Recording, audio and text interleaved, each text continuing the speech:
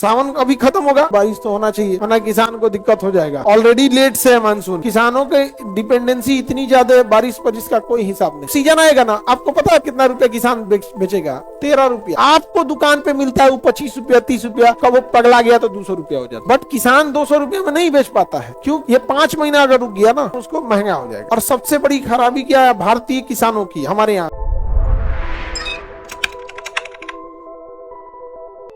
तो बारिश का समय है तो बारिश तो होना चाहिए वरना किसान को दिक्कत हो जाएगा। ऑलरेडी लेट से है मानसून, हमारे यहाँ मानसून पर किसान डायरेक्टली निर्भर है। किसानों के डिपेंडेंसी इतनी ज्यादा है बारिश पर जिसका कोई हिसाब नहीं।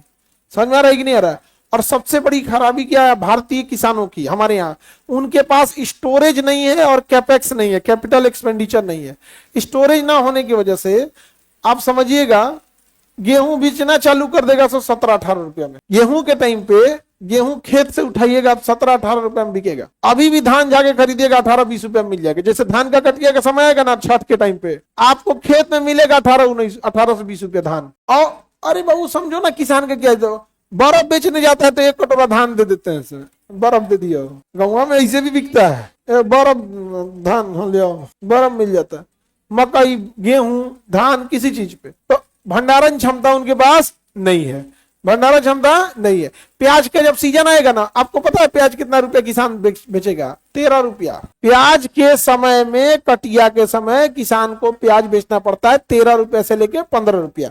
आपको दुकान पे मिलता है वो 25 रुपया 30 रुपया का, वो प्याज पगला गया तो 200 रुपया हो जाता है। बट किसान 200 रुपया में नहीं बेच पाता है।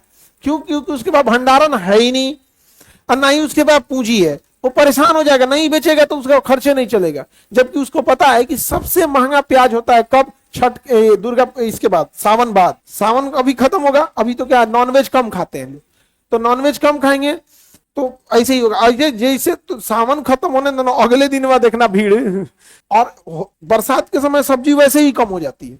बट उसके पास ना प्याज आता कब है? अप्रैल में। अप्रैल में उसके पास प्याज अच्छा हो जाएगा। उसे पता है कि अक्टूबर में प्याज बेचेंगे डबल रेट पे बिकेगा। बट उस किसान के पास इतना पैसा ही नहीं है कि वो 4 महीना रोक सके। अप्रैल में प्याज क्या था? अप्रैल मई जून जुलाई अगस्त, ये 5 महीना अगर रुक गया ना, 5 महीना, तो सितंबर अक्टूबर में उसको महंगा हो जाएगा। लेकिन रुक ही नहीं पाएगा, उसके बाद 5 महीने तक होल्ड करने की क्षमता ही नहीं। आप ही सोचो ना, 2 महीना घर वाले पैसा ना दे तो आप लोग होल्ड कर पाएंगे? नहीं कर पाएंगे। तो हर इंसान जहां पे वहां पे फाइनेंशियल उसके पास बैकअप बहुत कम है। यही कारण था कि कोरोना जैसे आया 80% चीजें बंद, क्योंकि लोगों के पास बैकअप था ही नहीं यहाँ पर। तो हमारे किसान डायरेक्ट डिपेंड करते हैं किस पे? मानसून पर।